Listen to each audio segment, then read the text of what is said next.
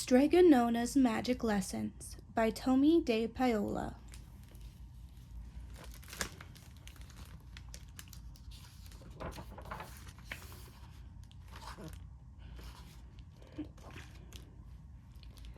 Bambolona the baker's daughter was angry.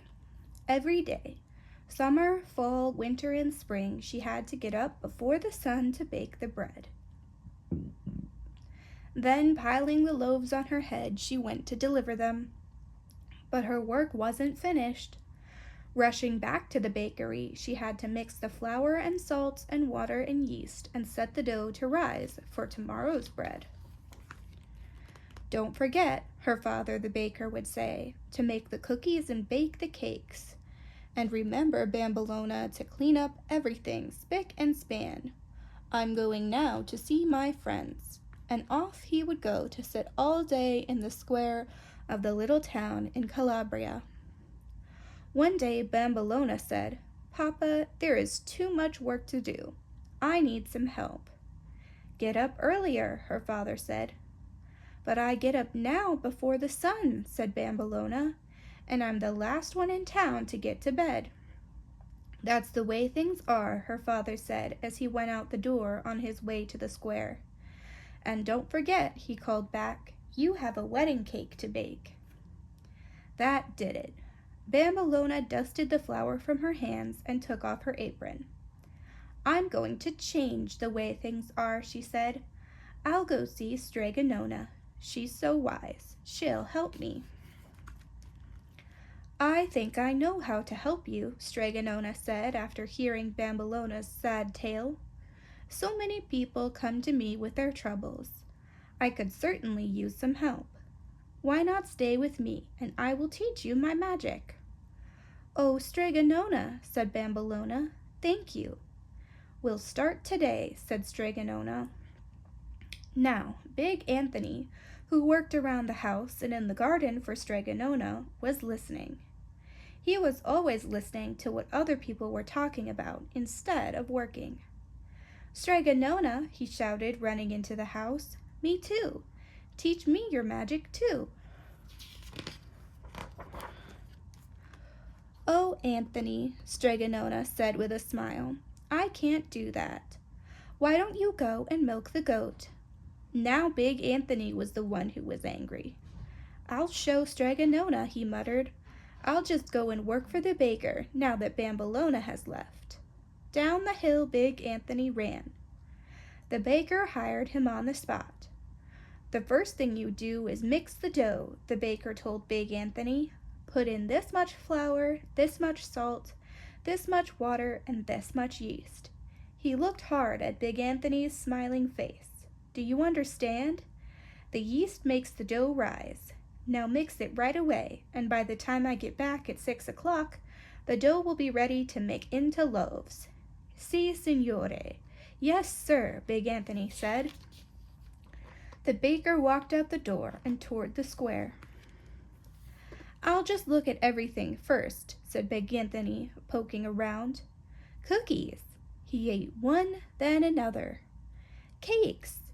He ate one, then another. Big Anthony ate them all. In fact, he was still eating when the clock in the square struck 4. "Mamma mia," said Big Anthony. "I forgot to mix the dough. It won't rise in time." "Ah, I know. The yeast makes the dough rise. I'll just put in a lot more of that, and the dough will rise much faster. I'll still have time for a nap," he said when he got through. He sat down and promptly fell asleep. What a sight the baker saw when he returned. "Out!" shouted the baker. "What's the matter, Big Anthony?" asked Señora Rosa. "The baker threw me out. Now I have no job," he answered, "and it's Strega Nona's fault. I never would have left her house if she had let me learn to be a Strega." "Silly goose," said Señora Rosa. "Who ever heard of a man being a Strega?" All of a sudden, Big Anthony's eyes lit up, and off he ran.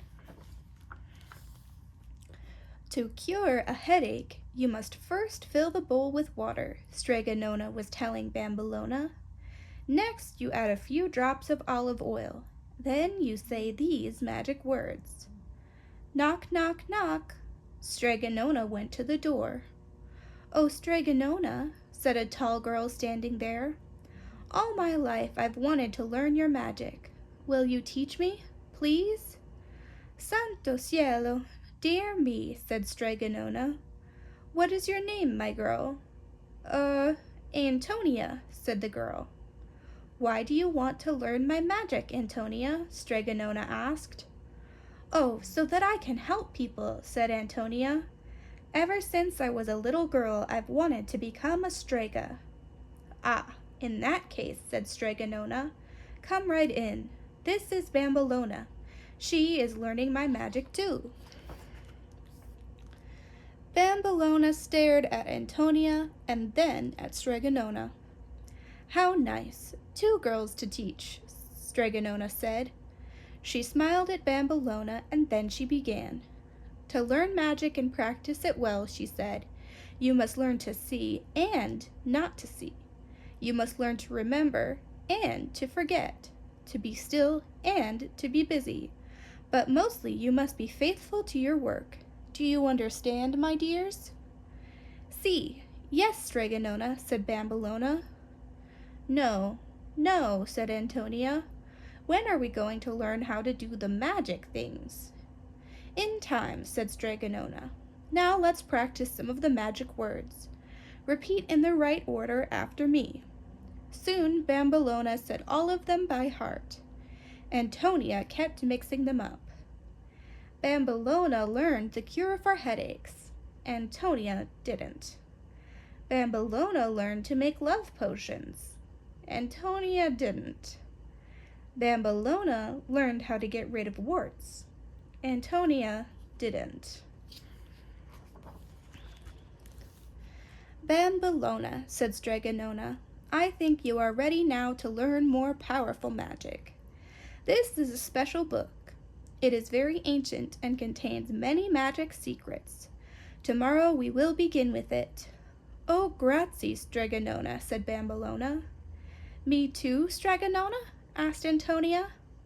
Not yet, Antonia, said Strega Nona. You have other things to learn. That night, while everyone slept, Antonia crept into Strega Nona's house. Bambolona thinks she's so smart, said Antonia. I'll just read that book tonight, and tomorrow I'll surprise her and Strega Nona. The next morning, Antonia was looking very tired.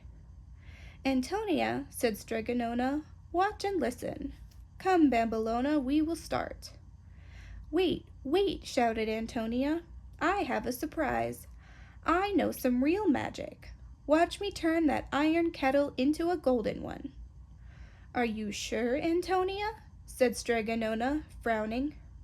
Yes, oh yes, said Antonia, beginning to mutter some strange-sounding words. But she stopped.